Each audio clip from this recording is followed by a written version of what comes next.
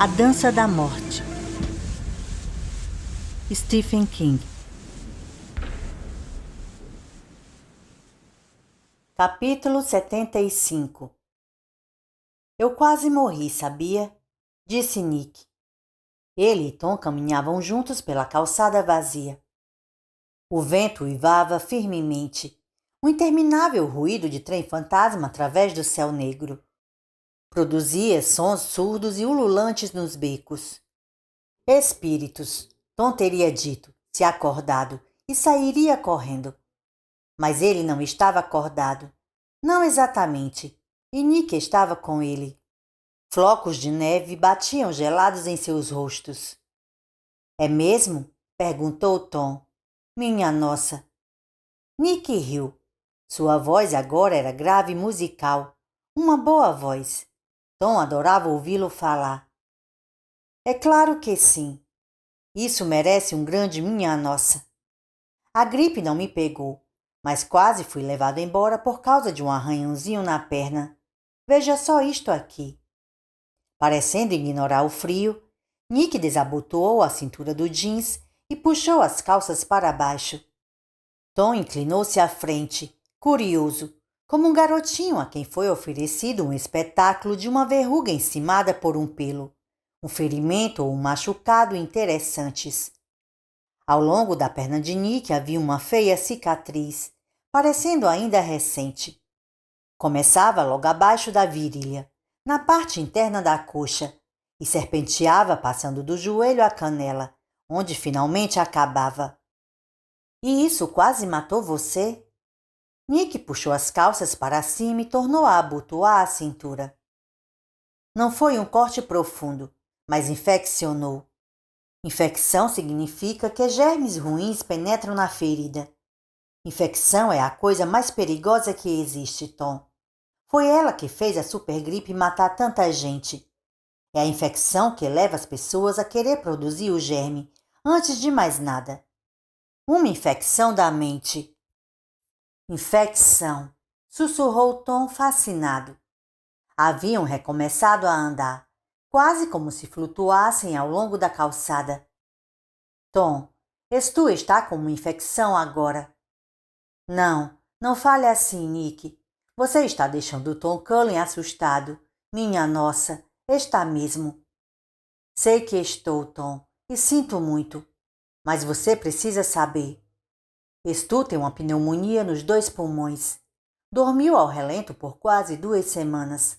Há certas coisas que você precisa fazer por ele, Tom. E mesmo assim, é quase certo que Stu morra. Você deve estar preparado para isso. Não me... Tom. Nick pousou a mão no ombro de Tom, mas ele não sentiu nada. Era como se a mão de Nick fosse pura fumaça.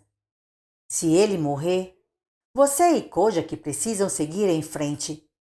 Você tem que voltar a Boulder e contar a todos que viu a mão de Deus no deserto. Se for da vontade de Deus, Stu irá com você, no devido tempo. Se for da vontade de Deus que Stu morra, então ele morrerá, como eu. Nick, suplicou Tom, por favor. Tive um motivo para lhe mostrar minha perna, Tom. Existem pílulas contra infecções, em lugares como este. Tom olhou em torno e ficou surpreso ao ver que não estavam mais na rua. Estavam numa loja às escuras, uma farmácia. Havia uma cadeira de rodas suspensa no teto por uma corda de piano, como um fantasmagórico cadáver mecânico. Um aviso à direita de Tom anunciava: produtos moderadores. Pois não, senhor. Em que posso servi-lo? Tom girou nos calcanhares. Nick estava atrás do balcão, envergando um jaleco branco. Nick? Perfeitamente, senhor. Nick começou a dispor pequenos frascos diante de Tom. Isto aqui é penicilina, muito eficaz para a pneumonia. Este aqui é ampicilina e este é amoxicilina, também um excelente medicamento. E este aqui é vicilina, em geral mais para uso infantil, podendo fazer efeito se os demais falharem. Ele terá de beber muita água, assim como um suco de frutas, mas isso talvez não seja possível. Então, dê a ele isto aqui. São tabletes de vitamina C. Além do mais, precisará fazê-lo caminhar. Não vou conseguir me lembrar de tudo isso, gemeu Tom. Receio que terá de se lembrar, porque não existe mais ninguém. Você estará sozinho, Tom. Tom começou a chorar. Nick se inclinou à frente. Seu braço rodopiou. Não houve nenhum tapa. Novamente a sensação de que Nick era fumaça que passara em torno dele e talvez através dele, mas mesmo assim Tom sentiu a cabeça arremessada para trás. E algo dentro de sua cabeça pareceu estalar. Pare com isso. Você não pode ser um bebê agora, Tom. Seja um homem. Pelo amor de Deus, seja um homem. Tom olhou para Nick fixamente. A mão sobre o rosto, os olhos arregalados. Faça-o andar, recomendou Nick. Coloque ele de pé sobre a perna boa. Arraste-o se for preciso, mas não o deixe deitado de costas. Do contrário, ele vai sufocar. Ele está fora de si, explicou Tom. Ele grita. Grita para as pessoas que não estão lá. Está delirando, mas faça-o andar a si mesmo, o máximo que puder. Faça-o tomar penicilina, uma pílula de cada vez. Dê-lhe aspirina. Mantenha-o aquecido. E reze. São essas coisas que você pode fazer. Tudo bem, Nick. Está bem. Vou tentar ser um homem. Vou tentar me lembrar. Mas gostaria que você estivesse aqui. Minha nossa, gostaria mesmo. Faça o melhor que puder, Tom. Isso é tudo. Nick se foi. Tom acordou e se viu na farmácia deserta, de pé diante do balcão de medicamentos. Havia 4 frascos de pílulas sobre o balcão da farmácia. Tom olhou para eles por um bom tempo antes de levá-los. Tom voltou às 4 da madrugada, com os ombros congelados pela neve. Lá fora, a noite começava a se recolher, havendo uma tênue linha de alvorecer ao leste. Kojak latiu numa entusiástica acolhida. Stu gemeu e despertou. Tom se ajoelhou ao lado dele. Stu? Tom, está difícil respirar. Trouxe remédios para você, Stu. Nick me mostrou. Você vai sarar dessa infecção. Precisa tomar um agora mesmo. Da sacola que havia trazido, Tom extraiu os 4 frascos de pílulas e um vidro grande de Gatorade. Nick se enganara quanto ao suco. Havia um bom sortimento no supermercado de Green River. Stu examinou as pílulas, aproximando-as bem dos olhos. Onde conseguiu isso, Tom? Na farmácia. Nick me deu. Não, não mesmo. Verdade, verdade. Você tem que tomar a penicilina primeiro, para ver se faz efeito. Qual dos frascos diz que é penicilina? Esse aqui. Mas, Tom, não, você tem que tomar. Nick disse que tem. E também precisa andar. Não posso andar. Estou com uma perna quebrada. E estou doente. A voz de Stu se tornou teimosa, petulante. Uma voz de enfermeira. Mas vai ter que andar. Senão vou arrastá-lo. Stu perdeu sua já curta noção da realidade. Tom enfiou uma das cápsulas de penicilina em sua boca e Stu engoliu por mero reflexo, empurrando-a com o Gatorade para não engasgar. Ainda assim, ele começou a tossir como um desesperado, e Tom lhe bateu nas costas como se para fazer um bebê arrotar. Em seguida, ergueu Stu sobre a perna boa, usando a pura força física, e começou a arrastá-lo, sendo seguidos ansiosamente por Kojak. Por favor, Deus, suplicou Tom. Por favor, Deus. Stu gritou. Sei onde encontrar uma tábua de lavar roupa para ela, Glenn. Há muitas naquela loja de música. Eu as vi na vitrine. Por favor, Deus, ofegou Tom. A cabeça de Stu descambou sobre seu ombro. Ele estava quente como uma fornalha, arrastando atrás de si a perna inútil e fraturada. Boulder nunca parecera tão distante como naquela desolada manhã. A luta de Stu contra a pneumonia durou 2 semanas.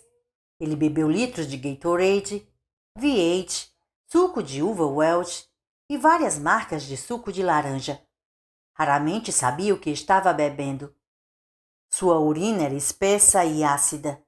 Sujava-se como um bebê ao evacuar e, como um bebê, suas fezes eram amarelas, moles e totalmente inocentes.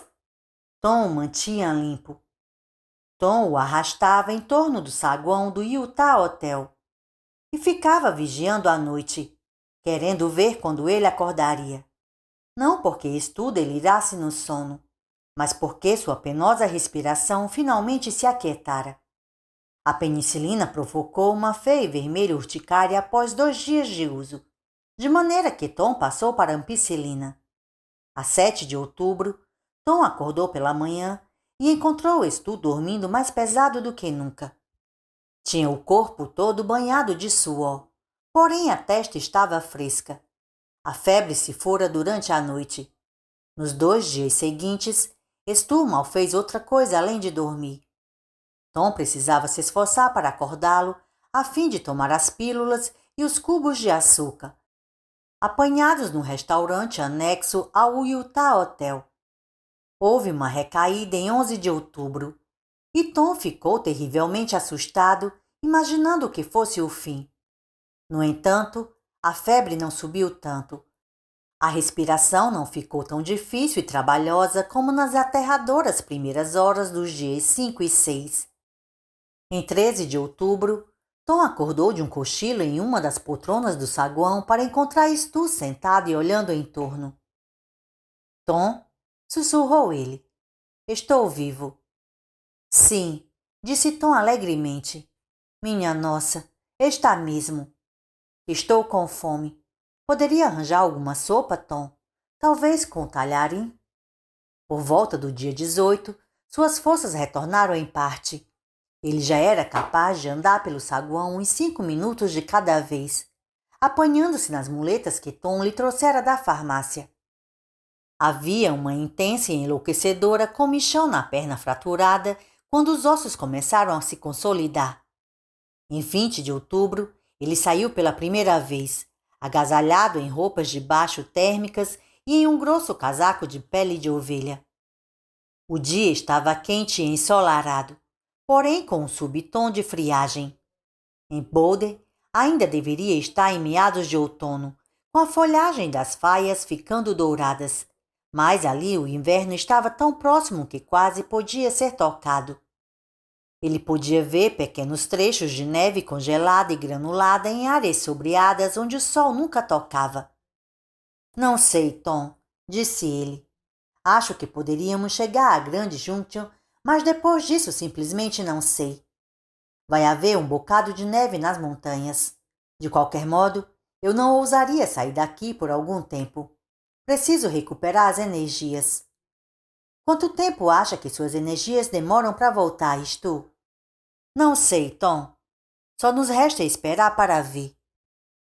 Stu estava determinado a não ir com tanta sede ao pote, não forçar coisa alguma. Esteve perto demais da morte e valorizava sua recuperação. Mudaram-se do saguão do hotel para 2 quartos intercomunicáveis no final do corredor do primeiro andar. O quarto em frente tornou-se a moradia temporária de Kojak. A perna de Stu estava de fato com a fratura consolidada.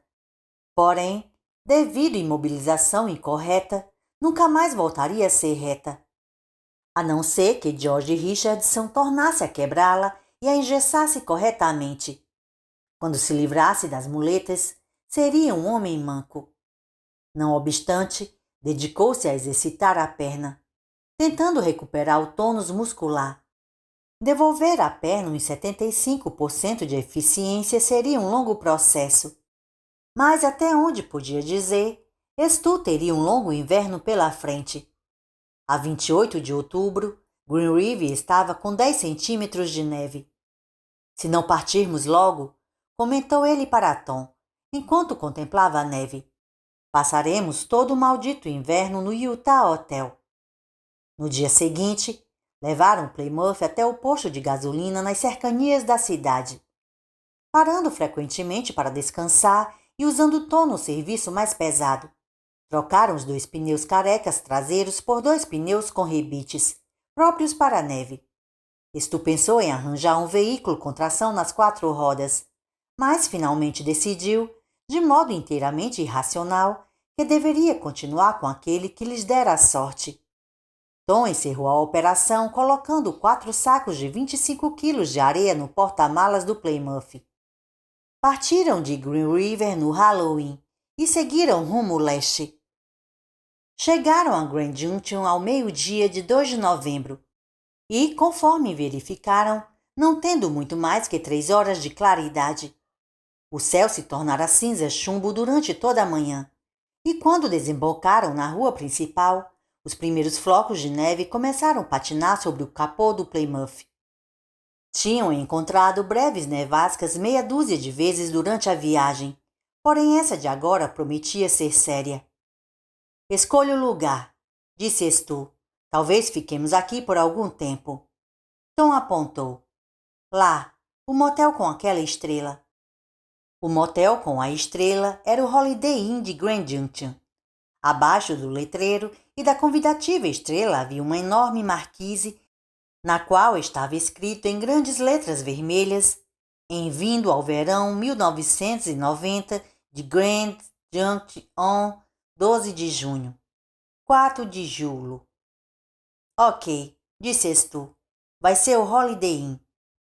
Freou e desligou o motor do Plymouth, que até onde ambos sabiam, nunca mais voltaria a funcionar. Por volta das 2 daquela tarde, as rajadas de neve haviam se transformado numa espessa cortina branca que caía muda e aparentemente interminável. Por volta das 4, o vento brando se transformara num vendaval, impelindo a neve diante dele e empilhando montes que cresciam com velocidade quase alucinante. Nevou a noite toda. Quando Stu e Tom se levantaram na manhã seguinte, encontraram Kojak sentado diante das grandes portas duplas do saguão, espiando para fora, para um mundo branco quase imóvel.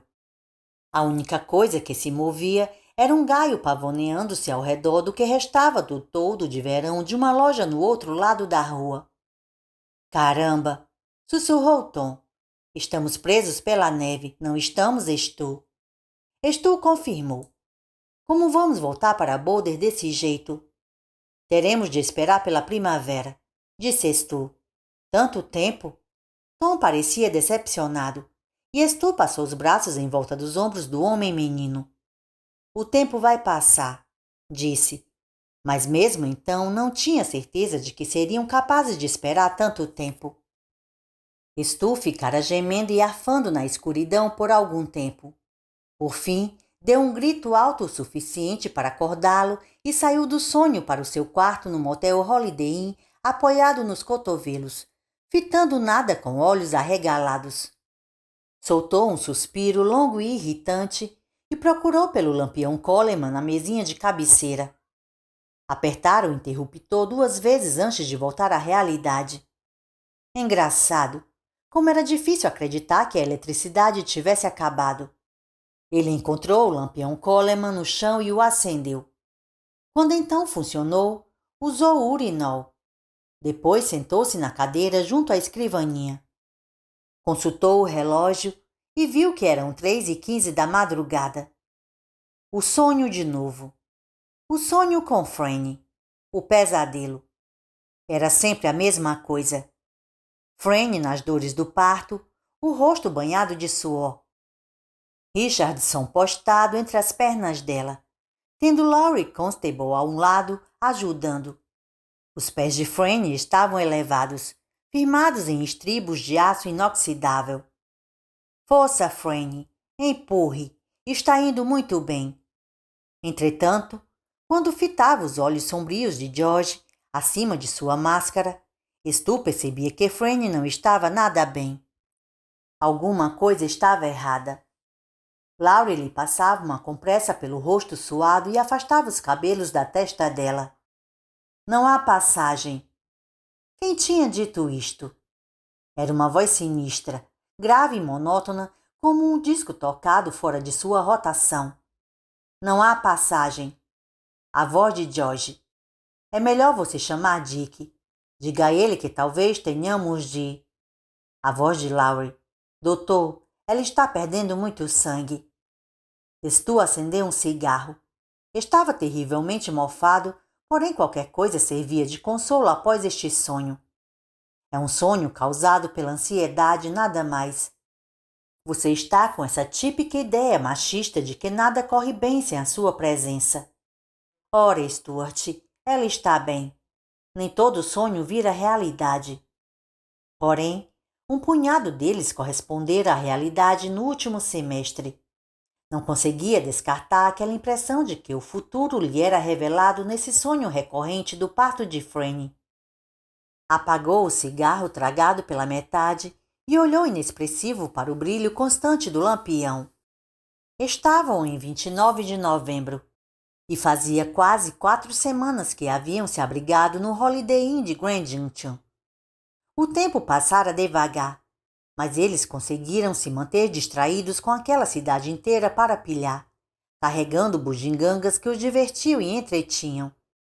Stu havia encontrado um gerador elétrico Honda tamanho médio num depósito da Grand Avenue, e ele e Tom o tinham içado para o centro de convenções, em frente ao Holiday Inn, ao colocá-lo sobre um trenó com a ajuda de uma grua e depois enganchado 2 snowcats no trenó, movendo-o, em outras palavras, de modo muito semelhante ao utilizado pelo homem de lata de lixo para levar seu presente final para Randall Flagg. O que vamos fazer com isso? Perguntou Tom. Botar eletricidade no motel? É muito pequeno para isso, disse Stu. O que então? Isso é para quê? Tom estava praticamente dançando de impaciência. Você verá. Colocaram o gerador no depósito de equipamento elétrico do centro de convenções e Tom prontamente esqueceu dele. O que era justamente o que Stu esperava. No dia seguinte, ele foi até o Stiplec de Grand Junction num veículo para a neve e, usando ele mesmo o trenó e a grua, tinha baixado um velho projetor de cinema de 35 milímetros da janela do segundo andar do setor de estocagem que ele havia descoberto em uma de suas viagens exploratórias. Havia sido envolto em plástico e depois simplesmente esquecido, a julgar pela poeira acumulada na capa protetora. Sua perna estava reagindo muito bem, mas mesmo assim lhe exigia 3 horas para empurrar o projetor desde a porta do centro de convenções até o centro do salão. Ele usou 3 plataformas móveis e ficou na expectativa de Tom aparecer a qualquer momento, procurando por ele. Com Tom para ajudar, o serviço teria sido muito mais rápido. Porém, isso estragaria a surpresa. Mas Tom estava ausente, tratando dos seus próprios negócios, e Stu não o viu pelo dia inteiro. Quando ele voltou ao Holiday Inn, por volta das 5, a cara rosada, enrolado num cachecol, a surpresa estava pronta. Stu tinha trazido todos os 6 filmes que estavam passando no complexo de cinema de Grand Junction. Depois do jantar daquela noite, Stu disse casualmente: "Venha comigo até o centro de convenções, Tom." "Para quê?" "Você verá." O centro de convenções ficava em frente ao Holiday Inn, através da rua tomada pela neve. Na entrada, Stu entregou a Tom uma caixa de pipocas. "Para que isto?" indagou Tom. "Não dá para assistir a um filme sem pipoca, seu grande pateta." Riu Stu. "Filme?" "Claro." Tom irrompeu no centro de convenções. Viu o grande projetor montado, completamente ligado. Viu a grande tela puxada para baixo. Viu 2 cadeiras dobráveis colocadas no meio do enorme salão vazio. "Uau!" exclamou, e sua expressão de puro encantamento era tudo o que Stu estava esperando. "Trabalhei 3 verões no Drive-In Starlight, lá em Braintree", disse Stu. "Espero não ter esquecido de como emendar essa porra se a fita arrebentar." "Uau!" repetiu Tom. "Teremos de esperar para trocar os rolos." "Não tive ânimo para voltar lá e trazer um projetor de reserva." Stu caminhou através da confusão de fios que levavam do projetor ao gerador no compartimento elétrico e puxou o fio de partida. O gerador começou a zumbir alegremente. Stu fechou a porta até onde pudesse abafar o barulho da máquina e apagou as luzes. E 5 minutos depois, estavam sentados lado a lado, vendo Sylvester Stallone matar centenas de traficantes em Rambo 4. O som Dolby estéreo berrava para eles dos 16 alto-falantes do centro de convenções. Às vezes tão alto que ficava difícil ouvir o diálogo, se houvesse qualquer diálogo, mas eles adoravam. Agora, pensando a respeito, Stu sorriu. Alguém que não o conhecesse melhor o teria chamado de bobo. Ele poderia ter trazido um videocassete muito menor e teriam assistido a centenas de filmes nele, provavelmente ali mesmo no Holiday Inn. Mas ver filmes na TV não era a mesma coisa. Nunca tinha sido, no seu modo de pensar. E a questão também não era simplesmente que dispunham de tempo demais para matar. E em certos dias isso era extremamente difícil de fazer. Seja como for, um dos filmes tinha sido um remake de um dos últimos desenhos de Disney, Oliver e sua turma, que nunca havia sido comercializado em fita de vídeo. Tom lhe assistiu várias vezes, rindo como uma criança com as travessuras de Oliver e sua turma, que, no desenho, moravam em uma barraca em Nova York e dormiam numa poltrona de avião furtada. Além do projetor de filmes, Stu montara mais de 20 modelos, incluindo um Rolls Royce com 240 partes e que, antes da supergripe, fora vendida a $65. Tom armava uma estranha, mas de certa forma irresistível paisagem, como uma espécie de maquete que ocupava quase a metade da sala de convenções do Holiday Inn. Ele usara papel machê, gesso de Paris e vários corantes alimentícios. Chamara a coisa de base lunar alfa.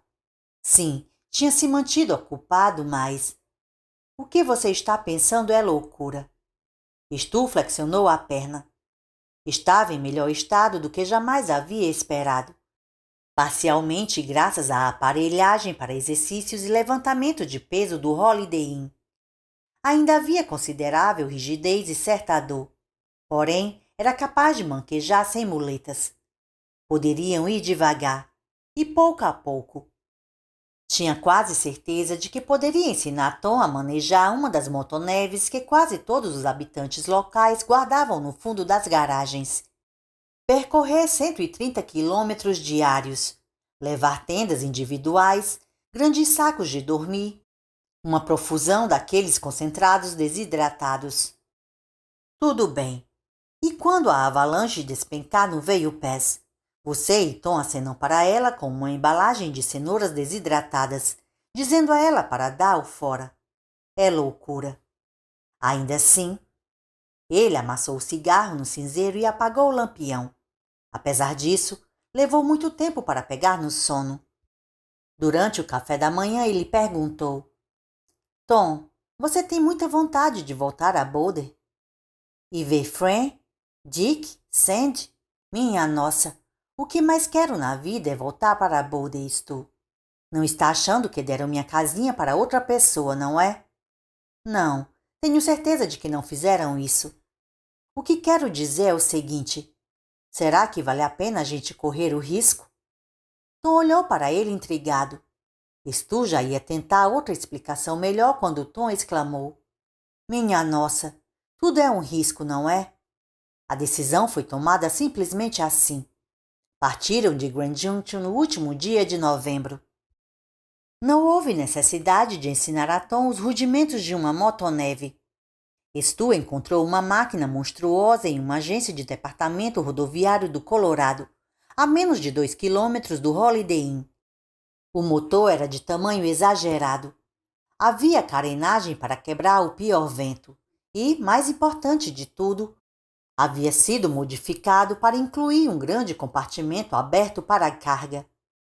Um dia, sem dúvida, aquela máquina dispusera de todo tipo de equipamento de emergência. O compartimento tinha espaço suficiente para transportar com conforto um cão de bom tamanho, Sendo grande o número de estabelecimentos comerciais dedicados às atividades ao ar livre, não tiveram dificuldade em encontrar todo o equipamento indispensável à viagem, embora a supergripe houvesse eclodido no início do verão. Eles pegaram tendas individuais leves e sacos de dormir pesados, um par de esquis para cada um, embora a ideia de tentar ensinar a Tom os rudimentos de esqui na floresta fizesse gelar o sangue de Stu, um grande lampião Coleman, lanternas, botijões de gás, baterias extras, alimentos concentrados e um grande rifle Garand com mira.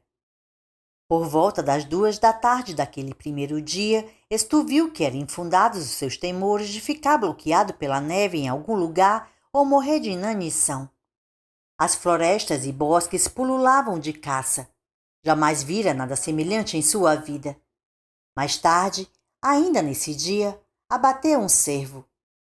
Seu primeiro cervo desde o ginásio, quando matava a aula para caçar com seu tio Dale. Aquele cervo fora um exemplar esquelético, com carne de sabor desagradável, amargo, por se alimentar de agulhas de pinheiro, explicara o tio Dale.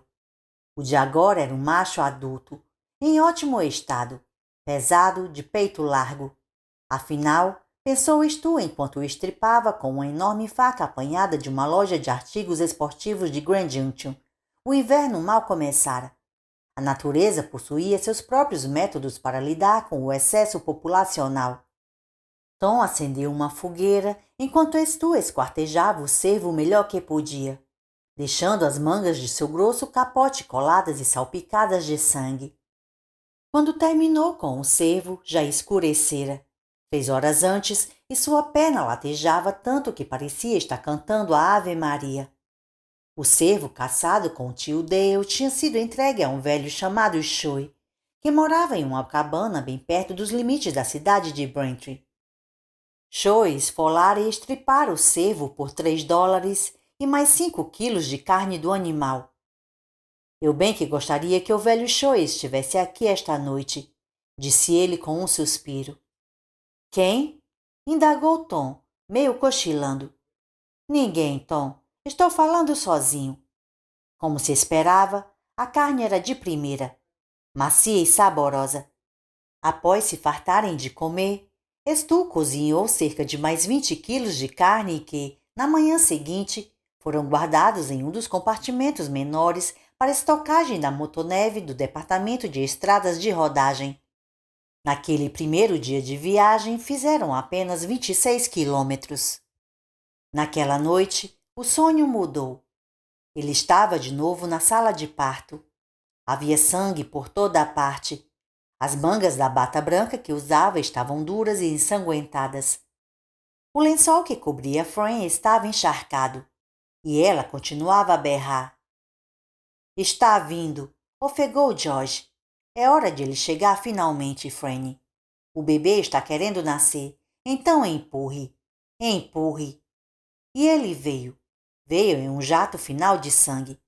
George puxou o bebê para libertá-lo, agarrando nos quadris porque ele nascera com os pés para a frente. Laurie começou a gritar. Instrumentos de aço inoxidável voaram para todos os lados. Porque era um lobo, com uma furiosa e sorridente face humana. O rosto dele, Flag. Sua hora retornara. Ele não estava morto, ainda não. Continuava caminhando pelo mundo. Franny dera à luz o filho de Randall Flagg. Stu acordou, a respiração áspera repercutindo alto nos ouvidos. Teria gritado? Tom ainda dormia, aninhado tão fundo no saco de dormir que somente a parte loura da cabeça era visível. Kojak se envolvera ao lado de Stu. Tudo estava bem, fora apenas um sonho. E então o uivo isolado se elevou na noite, altissonante, ululante, um gongo metálico de horror desesperado, o uivo de um lobo, ou talvez o grito de um fantasma assassino. Kojak levantou a cabeça. Um arrepio percorreu braços, coxas e virilhas de Stu. O uivo não se repetiu. Stu dormiu. Pela manhã, levantaram o acampamento e prosseguiram. Foi Tom quem percebeu e comentou que as vísceras do cervo haviam desaparecido por completo. Havia uma confusão de pegadas onde elas tinham estado. O sangue que Stu derramara com a matança do animal desbotara para um rosado fosco sobre a neve. Mas isso não foi tudo. 5 dias de tempo bom permitiram-lhes alcançar Rifle. Na manhã seguinte, despertaram para uma intensa nevasca. Stu sugeriu que seria melhor esperarem ali, e então dirigiram-se para um motel local. Tom manteve abertas as portas do saguão, enquanto Stu conduzia a motoneve direto para lá. Conforme disse a Tom, o recinto dava uma ótima garagem. Embora a bitola das rodas, feita para serviço pesado, houvesse mascado consideravelmente o grosso tapete do saguão. Nevou por 3 dias. Partiram tão logo acordaram, na manhã de 10 de dezembro. O sol brilhava intensamente e a temperatura subira alguns graus. A neve estava muito mais profunda agora, dificultando a percepção das curvas da I-70. No entanto, o que preocupava Stu naquele dia claro, ensolarado e cálido não era se manter na estrada.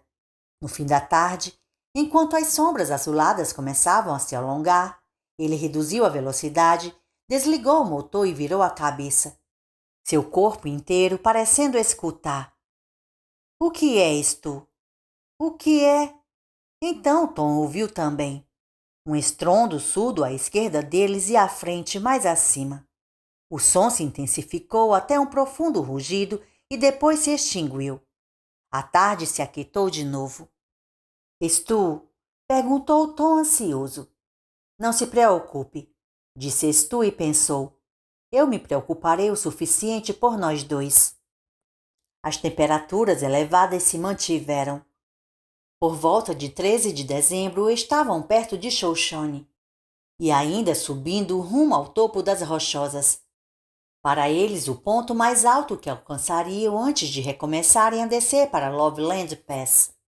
Volta e meia tornavam a ouvir o surdo rugido das avalanches, por vezes muito longe, outras vezes tão perto que nada podiam fazer senão olhar para cima, esperar e torcer para que aquelas enormes placas de morte branca não despencassem dos céus.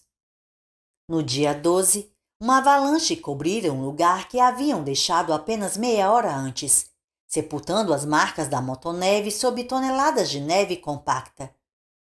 Stu estava cada vez mais temeroso de que a vibração produzida pelo motor fosse o que finalmente os mataria, provocando um deslizamento que os enterraria a 12 metros de profundidade, antes mesmo de poderem perceber o que acontecia. Mas agora não havia nada a fazer senão prosseguir e esperar pelo melhor. Então a temperatura caiu de novo, de certo modo reduzindo o perigo.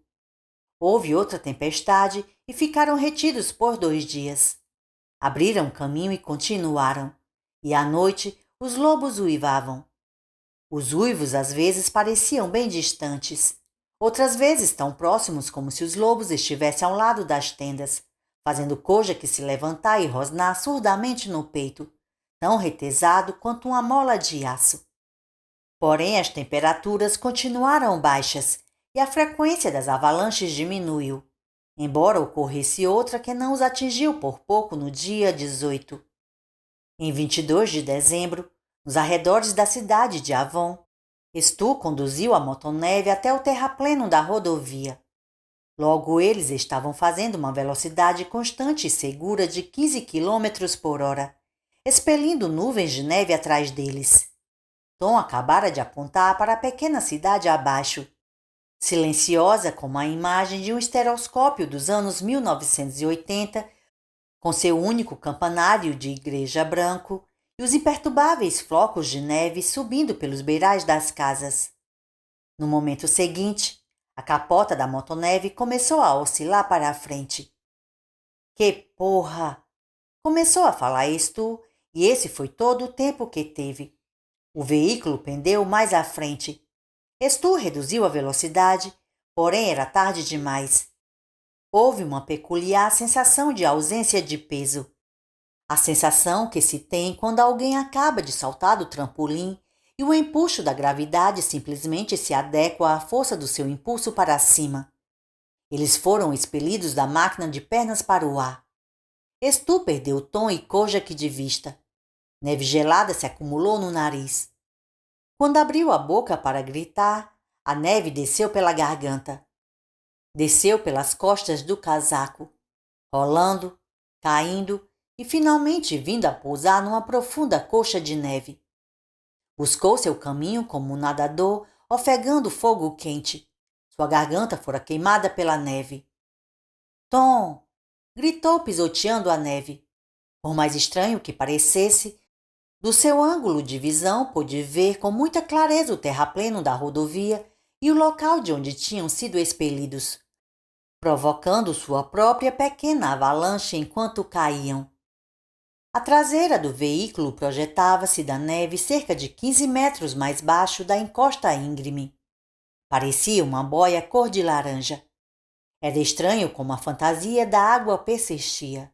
E, a propósito, Tom tinha se afogado? Tom! Tommy! Kojak deu sinal de vida, como se estivesse sido salpicado de cabo a rabo com açúcar de confeiteiro, e abriu caminho através da neve até Stu. Kojak! Gritou Stu. Encontre Tom! Encontre Tom! Kojak latiu e lutou para se virar. Foi na direção de um local mais revolvido na neve e latiu de novo. Pelejando, caindo, comendo neve, seguiu até o local e se abaixou em torno. Sua mão enluvada bateu no casaco de Tom e ele deu um puxão furioso. Tom emergiu, ofegando e com ânsia de vômito, e ambos caíram de costas sobre a neve. Tom gritava e ofegava. Minha garganta! Está toda quente. Minha nossa, como arde! É o frio, Tom. Já vai passar. Eu estava sufocando. Está tudo bem agora, Tom. Nós vamos ficar numa boa. Deitaram-se na neve, recuperando o fôlego. Stu enlaçou os ombros de Tom para amenizar o tremor do grandalhão.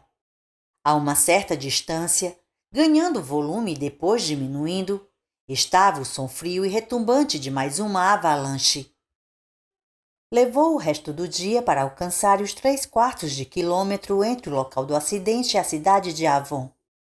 Não houve perguntas acerca de resgatar a motoneve ou quaisquer dos suprimentos. Era uma ladeira por demais acentuada. Ficariam ali até a primavera, pelo menos, talvez para sempre, do jeito como iam as coisas agora. Chegaram à cidade meia hora após o crepúsculo, com o tempo frio e com o vento demais para fazerem qualquer coisa senão uma fogueira e encontrar um lugar parcialmente aquecido para dormir. Nesta noite não houve sonhos, apenas o negror da exaustão completa. De manhã dedicaram-se à tarefa de se reciclarem.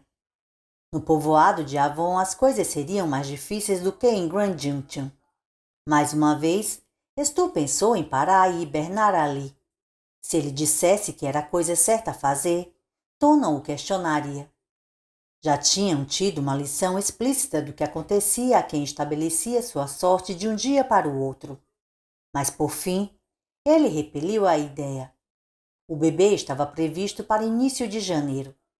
Ele queria estar lá quando nascesse. Queria ver com os próprios olhos se tudo estava bem. Ao final da curta rua principal de Avon, encontraram uma revendedora John Deere e na garagem, nos fundos do showroom, acharam 2 veículos para neve usados. Nenhum dos dois se equipara àquele que Stu pegara no departamento de estradas de rodagem e pusera na rodovia. Porém, um deles tinha uma banda de rodagem extra larga calçada e ele achou que serviria.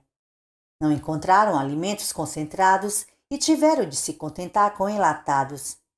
A segunda metade do dia foi gasta saqueando lojas em busca de equipamentos para acampar, uma tarefa que nenhum deles apreciou. As vítimas da pandemia estavam por toda parte, transformada em uma exposição congelada de corpos grotescamente putrefados em uma caverna. Quase no fim do dia, encontraram a maior parte do que precisavam num só lugar. Uma grande casa de cômodos afastada da rua principal. Antes da supergripe, aparentemente tinha abrigado gente jovem, do tipo que vinha para Colorado fazer todas as coisas sobre as quais John Denver costumava cantar. Tom, de fato, encontrou uma grande sacola de lixo de plástico verde no espaço apertado sob as escadas, cheia de uma versão muito potente do barato das rochosas. — O que é isto? Tabaco, Stu? Stu sorriu. — Bem, acho que algumas pessoas pensam que é. É maconha, Tom. Deixe isso onde encontrou. Carregaram a motoneve cuidadosamente, estocando os enlatados, amarrando os novos sacos de dormir e as tendas. A essa altura já havia surgido as primeiras estrelas e eles decidiram passar mais uma noite em Avon. Dirigindo de volta lentamente sobre a crosta de neve para a casa onde haviam fixado seu alojamento, Stu teve um pensamento levemente atordoante. No dia seguinte seria a véspera de Natal. Parecia impossível acreditar que o tempo tivesse passado tão rápido.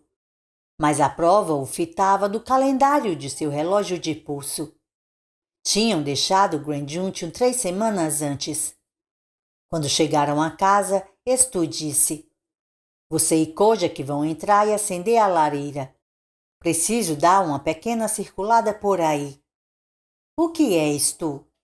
Bem, é uma surpresa. Surpresa? E eu vou ficar sabendo? Vai. Quando? Os olhos de Tom brilhavam. Daqui a 2 dias. Tom Cullen não aguenta esperar 2 dias por uma surpresa. Nossa, não mesmo. Tom Cullen vai ter de esperar, replicou Stu com um sorriso. Estarei de volta em 1 hora. Esteja pronto para partirmos. Bem, está certo. Levou mais de 1h30 antes que Stu achasse exatamente o que queria. Tom o acossou pela surpresa pelas 2 ou 3 horas seguintes. Como Stu se mantinha mudo e o tempo foi passando, Tom esqueceu tudo a respeito. Enquanto se deitavam no escuro, Stu disse: Aposto que você preferia que ficássemos em Grand Junction, hã? Minha nossa, não, respondeu Tom sonolentamente. Quero voltar para minha casinha o mais rápido que puder. Só espero que a gente não saia da estrada e caia na neve de novo. Tom Cullen quase sufocou. Só temos que ir mais devagar e tentar com mais empenho, disse Stu, sem mencionar o que provavelmente aconteceria a ele se aquilo ocorresse de novo. E não havia nenhum abrigo no raio de uma distância a pé. Quando acha que chegaremos lá, Stu? Ainda vai demorar um pouco, parceiro. Mas estamos chegando lá. E acho que o melhor no momento é termos um bom sono, concorda? Acho que sim. Stu apagou a luz. Naquela noite ele sonhou que Franny e seu horrendo filho lobo haviam morrido durante o parto. Ouviu George Richardson dizendo, como se de uma grande distância: É a gripe. Não haverá mais bebê por causa da gripe. Gravidez será o mesmo que morrer por causa da gripe. Uma galinha em cada ventre, um lobo em cada útero, por causa da gripe. E de algum lugar mais próximo, nos arredores, chegou o riso ululante do homem escuro. Na véspera de Natal, iniciaram um bom percurso de viagem que duraria quase até o Ano Novo. A superfície de neve tinha virado uma crosta no frio. O vento soprava nuvens rodopiantes de cristais de gelo que se empilhavam nas dunas em espinha de peixe pulverizadas, que a motoneve transpunha facilmente. Usavam óculos escuros para protegerem-se da cegueira pela neve. Naquela véspera de Natal, acamparam no topo da crosta situada 38 quilômetros a leste de Avon, não distante de Silvertone. Estavam agora na garganta do Loveland Pass, com o engasgado e enterrado túnel Eisenhower em algum lugar embaixo e a leste deles. Enquanto esperavam que o jantar aquecesse, Stu descobriu uma coisa espantosa. Usando ociosamente um machado para abrir a crosta, escavando com a mão a neve fofa abaixo, tinha descoberto metal azul apenas à distância de um braço de onde estavam. Quase chamou a atenção de Tom para o seu achado, mas depois achou melhor não.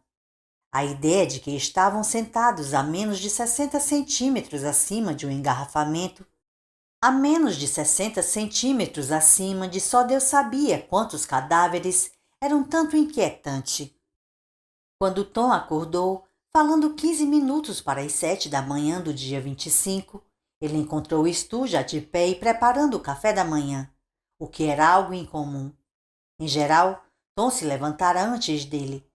Havia uma panela de sopa de legumes pendendo acima do fogo, começando a ganhar fervura. Kojak que observava com grande entusiasmo. Bom dia, Stu, disse Tom, puxando o zíper do blusão, enquanto rastejava para fora do saco de dormir da tenda, já prevendo alguma coisa terrível. Bom dia, respondeu Stu casualmente. E um Feliz Natal. Natal? Tom olhou para ele e esqueceu tudo relacionado às suas previsões agourentas. Natal? Repetiu. Manhã de Natal. Stu apontou um polegar para a esquerda de Tom. Foi o melhor que pude fazer. Enfiado no chão incrustado de gelo estava a copa de um pinheiro com 0,5 metro de altura.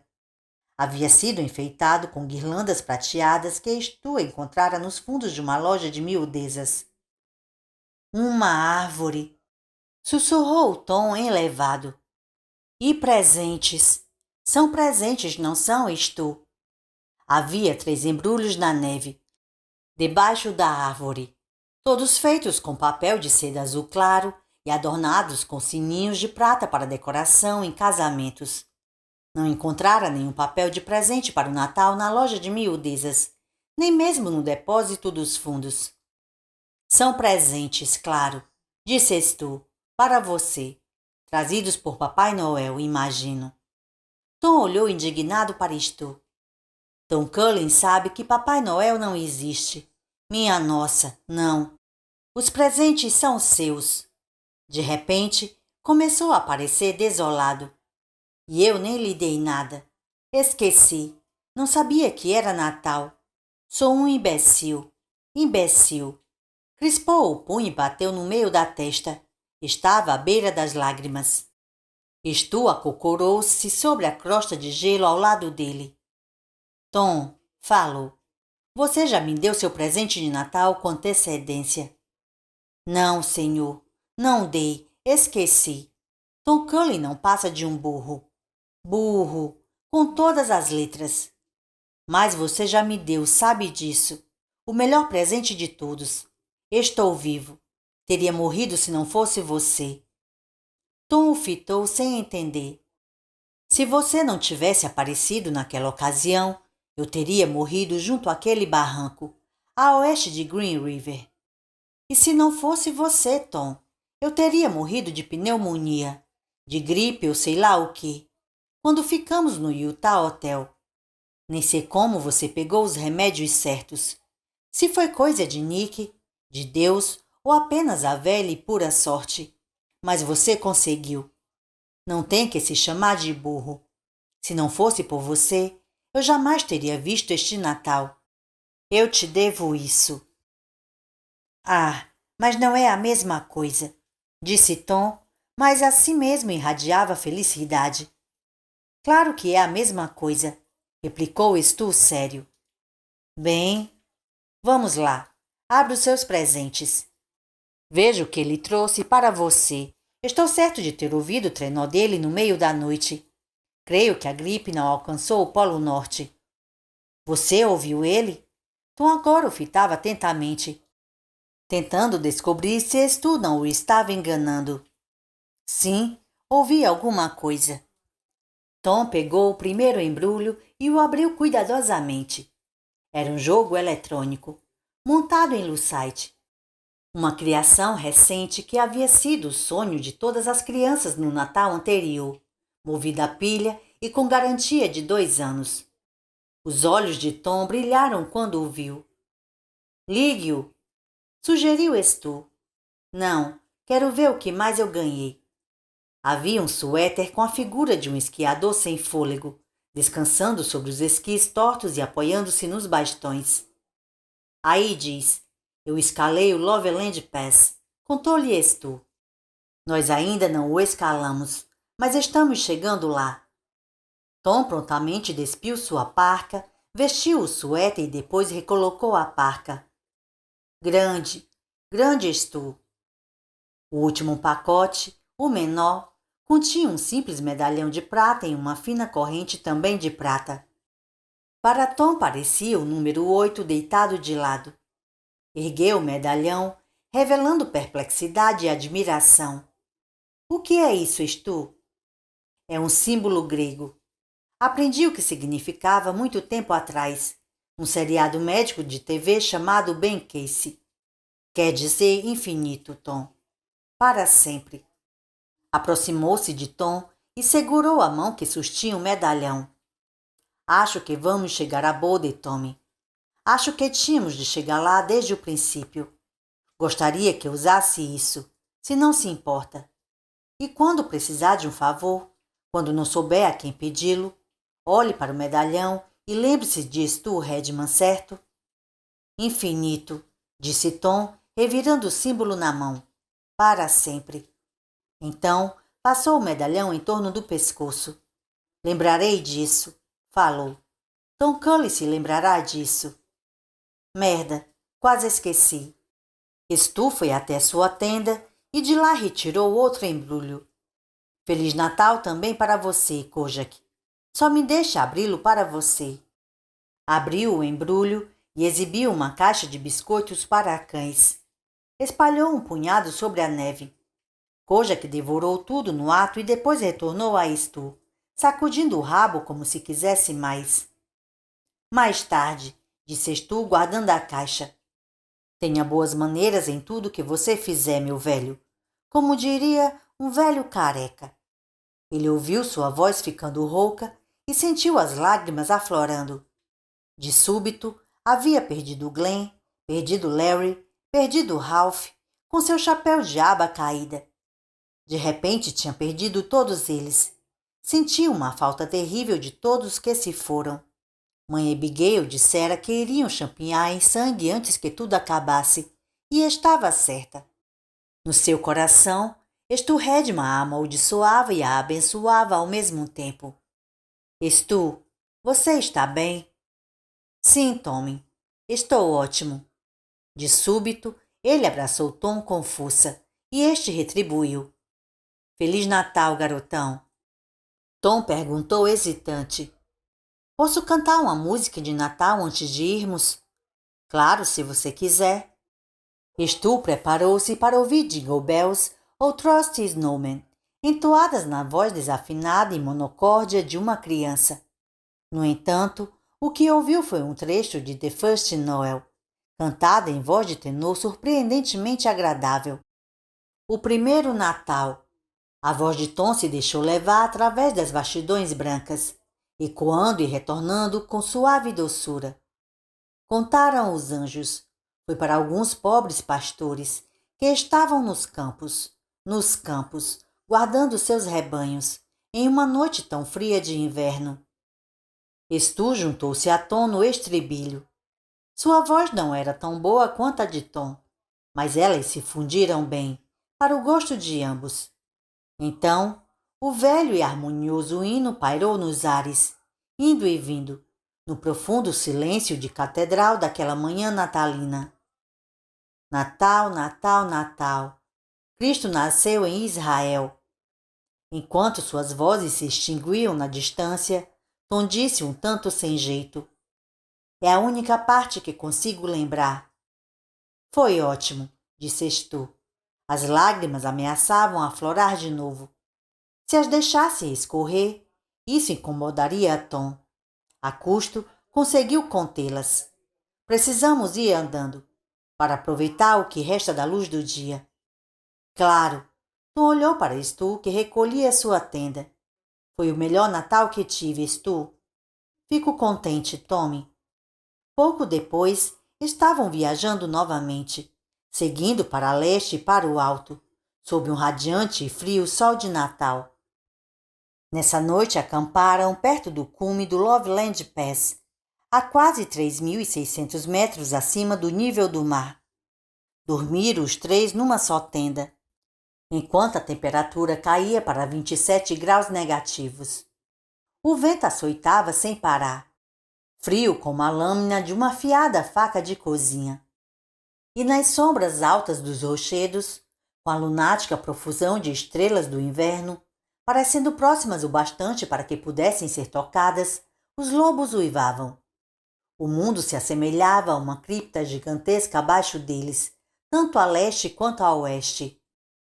Na madrugada do dia seguinte, antes mesmo das primeiras luzes, Kojak os acordou com seus latidos. Stu rastejou para a frente do abrigo, empunhando o rifle. Pela primeira vez os lobos eram visíveis. Tinham descido do território e postavam-se num círculo sinuoso em torno do acampamento, agora sem uivar, apenas olhando. Seus olhos exibiam profundas cintilações verdes, e todos pareciam rir impiedosamente. Stu disparou 6 tiros ao acaso, dispersando-os. Um deles saltou alto e caiu como um amontoado. Kojak foi até ele, farejou-o e depois, erguendo a pata, urinou sobre o animal morto. Os lobos ainda são dele, disse Tom. Sempre serão. Tom ainda parecia meio sonolento. Seus olhos estavam drogados, lentos e sonhadores. Stu percebeu de súbito que era. Tom havia caído de novo naquele transe hipnótico. Tom, ele está morto? Você sabe? Ele nunca morre, respondeu Tom. Ele está nos lobos, minha nossa, está mesmo. Nos corvos, na cascavel, na sombra da coruja à meia-noite e do escorpião ao meio-dia. Ele se pendura de cabeça para baixo como os morcegos. É cego como eles. Ele vai voltar? Perguntou Stu ansioso. Sentia frio por toda a parte do corpo. Tom não respondeu. Tommy. Tom está dormindo. Ele foi ver o elefante. Tom, você quer ver Boulder? Lá fora, surgia no céu uma amarga linha de alvorecer contra os topos denteados e estéreis das montanhas. Sim, eles estão esperando. Esperando por alguma notícia. Esperando pela primavera. Tudo está calmo em Boulder. Você pode ver Franny? O rosto de Tom se iluminou. Franny, posso. Ela está gorda. Acho que vai ter um bebê. Lucy vai ter um bebê também. Mas o de Franny vem primeiro. Só que... O rosto de Tom ficou sombrio. Tom? Só que o quê? O bebê. O que há com o bebê? Tom olhou em torno, incerto. A gente estava atirando nos lobos, não estava, Stu? Eu peguei no sono, Stu. Stu forçou um sorriso. Só um pouquinho, Tom. Tive um sonho com um elefante. Não é engraçado? Sim, é. E quanto ao bebê? E quanto a Fran? Stu começou a achar que não chegaria a tempo, que aquilo visto por Tom, fosse o que fosse, aconteceria antes que pudesse chegar.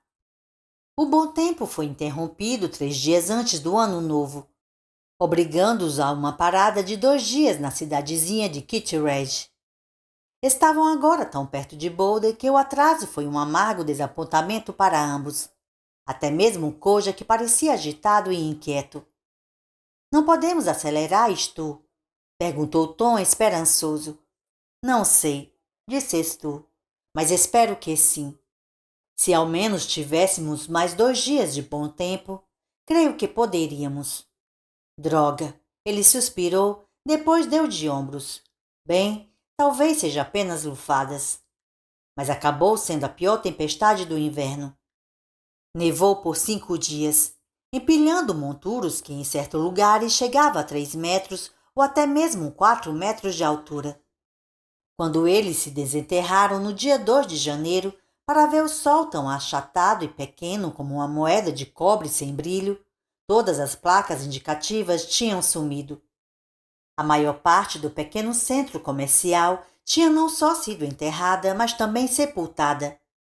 Montes e dunas de neve haviam sido esculpidos em formas sinuosas pelo vento. Eles se sentiam como em outro planeta. Seguiram em frente, porém a viagem era mais lenta do que nunca. Encontrar a estrada passara de um aborrecimento contínuo para um problema sério. A motoneve atolava repetidamente e tinham de desencavá-la. E no segundo dia de 1991, o estrondo de trem cargueiro das avalanches recomeçou. No dia 4 de janeiro, chegaram ao local onde a Nacional 6 se desligava da estrada principal para buscar seu próprio caminho para Golden. E, embora nenhum dos dois soubesse, não houvera sonhos ou premonições. Foi nesse dia que Fran entrou em trabalho de parto. Tudo bem, disse Stu quando pararam junto ao desvio. Finalmente não teremos mais problemas para encontrar a estrada. Ela agora segue através da rocha maciça. Tivemos uma sorte danada em encontrar o desvio. Permanecer na estrada foi fácil. O difícil foi a travessia dos túneis. Em alguns casos precisaram escavar a neve solta para descobrir a entrada. Em outros, os restos compactos de antigas avalanches. A motoneve rugia e chocalhava deploravelmente, rodando pela estrada nua adentro. Pior do que tudo era o ambiente assustador dos túneis. Como Larry ou o homem de lata de lixo poderiam ter lhes contado. Eram negros como galerias de minas, exceto pelo cone de luz lançado pelo farol da motoneve, porque ambas as extremidades estavam compactadas de neve. Penetrar nos túneis era como estar trancado em uma geladeira às escuras. O avanço era penosamente lento. Sair na outra extremidade era um exercício de engenharia. E Stu sentia fortes temores de que talvez encontrasse um bloqueio intransponível, pouco importando o esforço despendido para desobstruí-lo. Se isto acontecesse, teriam que dar meia volta e retornar interestadual. Perderiam pelo menos uma semana. Abandonar a motoneve não era uma escolha boa. Seria uma dolorosa maneira de cometer suicídio. E com Boulder exasperadamente tão perto. A 7 de janeiro, umas 2 horas depois de terem escavado sua saída do interior de outro túnel, Tom ficou de pé na traseira da motoneve e apontou. — O que é isso, Stu? Stu estava cansado e rabugento. Os sonhos haviam cessado. Mas, perversamente, isso era mais amedrontador do que tê-los. Quantas vezes já lhe disse para não ficar em pé quando estivermos rodando? Você pode cair para trás, bater de cabeça na neve e então... Tudo bem, mas o que é isso? Parece uma ponte. Passamos sobre um rio em algum lugar, Stu? Stu olhou, diminuiu a velocidade e desligou o motor. O que é isso? Perguntou Tom ansioso. Um viaduto, murmurou Stu. Eu não posso acreditar. Viaduto? Viaduto? Stu se virou e agarrou os ombros de Tom. É o viaduto de Golden, Tom. Aquela é a rodovia 119, a estrada para Boulder. Estamos apenas a 30 quilômetros da cidade, talvez menos. Tom finalmente compreendeu. Ficou boquiaberto e a expressão cômica em seu rosto fez Stu gargalhar e bater nas suas costas. Nem mesmo a dor surda e persistente na perna o incomodava agora. Estamos mesmo chegando em casa, Stu? Sim, sim, sim! Então, um agarrou o outro e dançaram, formando um desajeitado círculo, caindo, espalhando tufos de neve, ficando polvilhados com ela. Kojak espiava admirado, mas, após um momento, decidiu juntar-se a eles. Acamparam em Golden naquela noite e, bem cedo na manhã seguinte, rumaram para 119, em direção a Boulder. Nenhum deles dormira muito. Stu jamais experimentara tanta expectativa em sua vida. E, mesclado com isso, havia aquela insistente e incômoda preocupação com Fran e o bebê. Cerca de 1 hora depois do meio-dia, a motoneve começou a se mover aos trancos e com dificuldade. Stu desligou o motor e apanhou a lata de gasolina sobressalente, presa ao lado da pequena cabine de Kojak. — Ah, céus! Exclamou, sentindo sua mortal leveza. — Qual é o problema, Stu? — Eu. Sou eu o problema. Sabia que a porra da lata estava vazia e esqueci de enchê-la. Acho que estava excitado demais. Como pude ser tão idiota? Estamos sem gasolina? Stu atirou longe a lata vazia. Sem a menor dúvida. Como pude ser tão imbecil? Acho que pensava demais em Franny. O que fazemos agora, Stu? Vamos a pé, ou pelo menos tentar. Leve seu saco de dormir. Vamos dividir os enlatados entre os 2 sacos de dormir. Vamos ter que abandonar as tendas. Sinto muito, Tom. Vou carregar essa culpa por todo o caminho.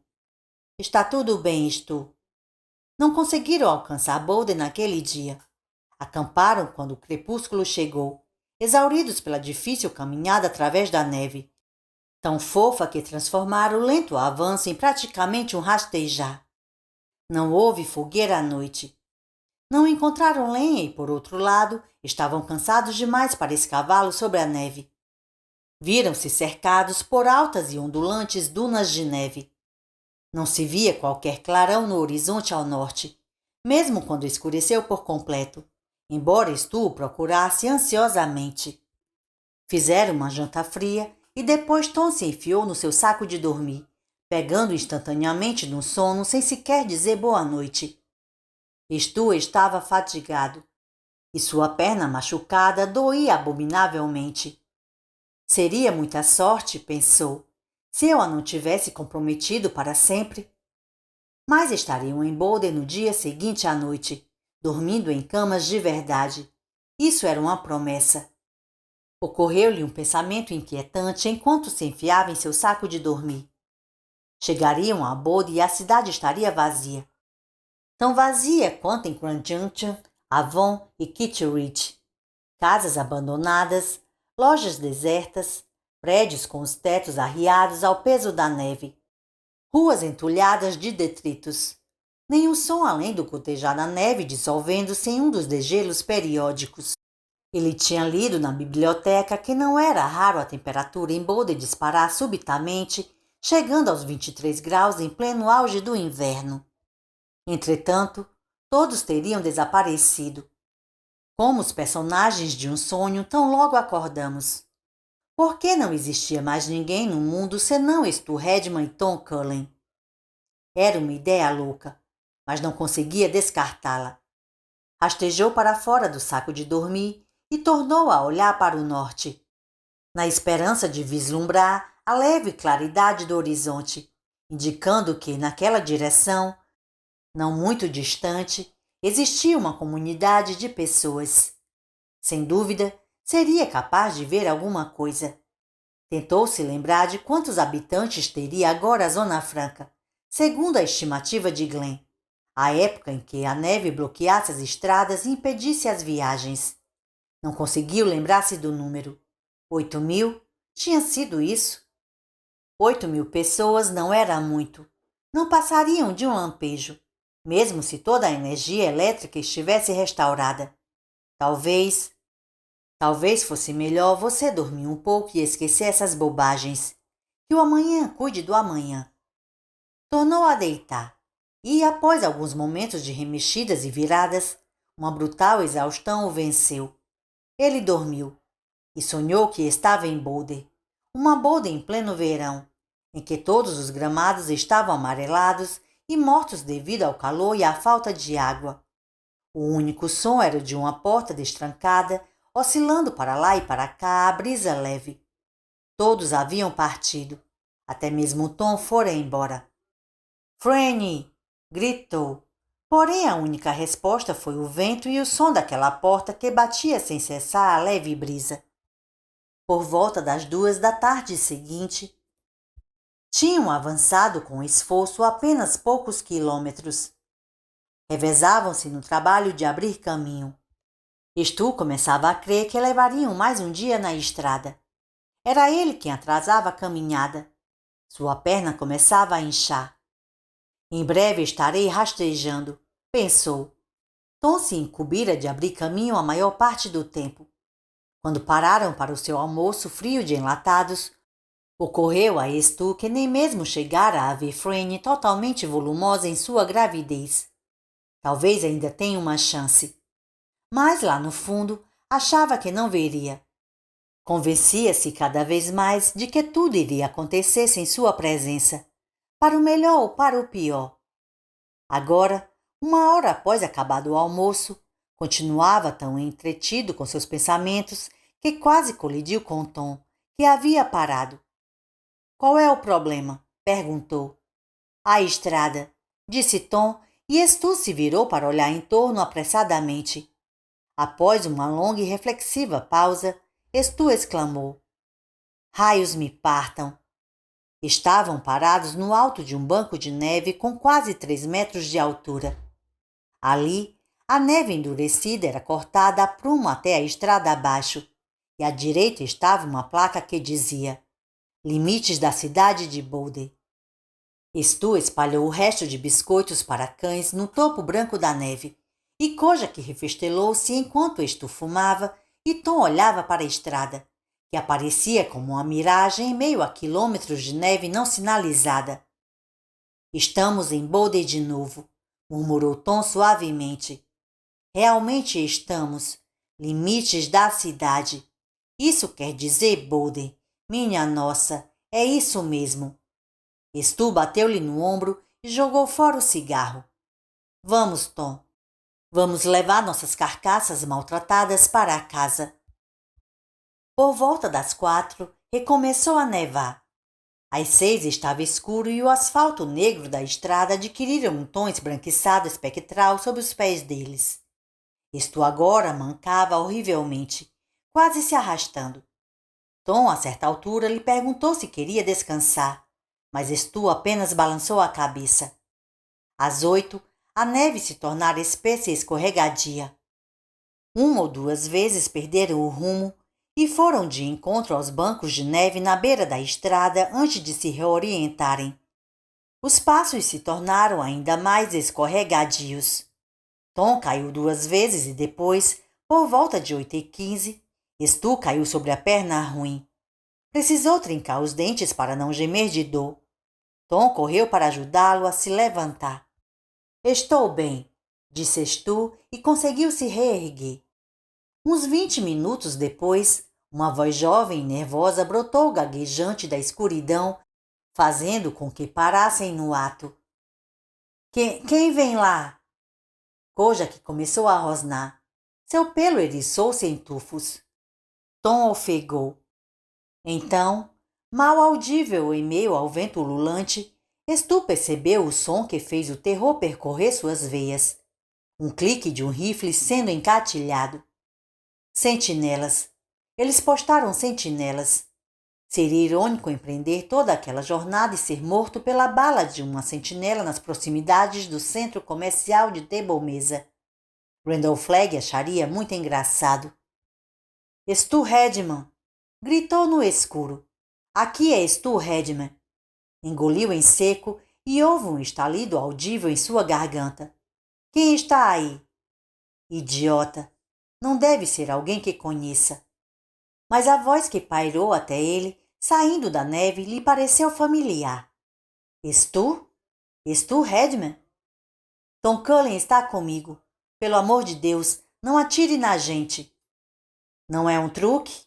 A voz parecia estar deliberando consigo mesma. — Não há truques nenhum. Tom, diga alguma coisa. — Olá, você aí? Disse Tom obedientemente.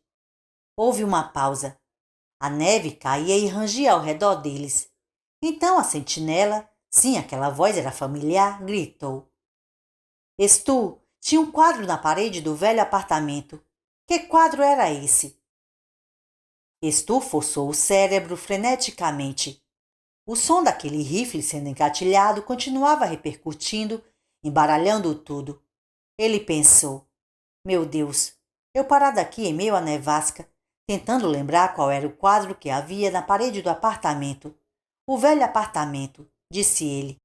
Fran deve ter ido morar com Lucy. Lucy costumava fazer piada com aquele quadro. Costumava dizer que John Wayne estava esperando aqueles índios justamente onde ninguém pudesse vê-lo.